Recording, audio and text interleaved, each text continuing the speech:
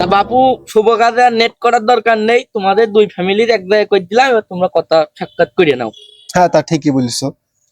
তা বাপু, আমি শুরু করছি। আপনাদের বিষয়ে কিছু বলুন। কিছু আমার বলো। বিষয় তো সবই জানেন। আমার আবার নতুন করে কি বলার আছে? তুমি কম বেশি বলে দাওনি? না, তারপরও একটা ছেলের পক্ষ থেকে কিছু।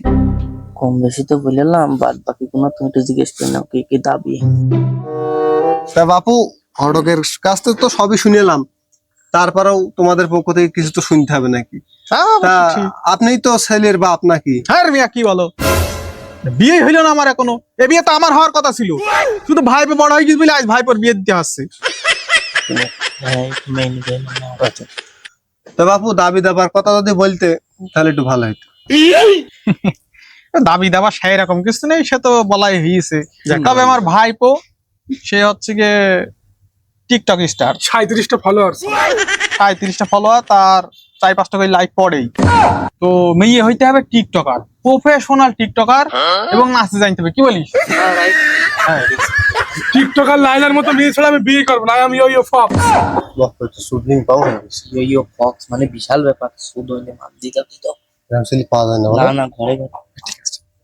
তা বাপু, ঠিক আছে, সমস্যা নেই। এসব বিষয়ে আমাদের কোনো সমস্যা নেই।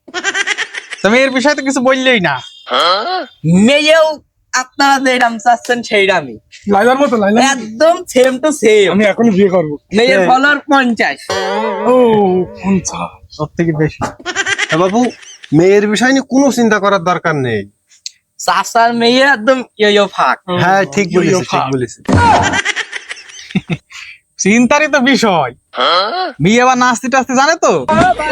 আরে বাপু মেয়ের নাচতে জানে কি, একদম নুরা ফাতেই নাই। আর ধৈর্য কুলালে না। এই চাচা, তোর জন্য 37টা বিয়ে ভেঙে তুই বস।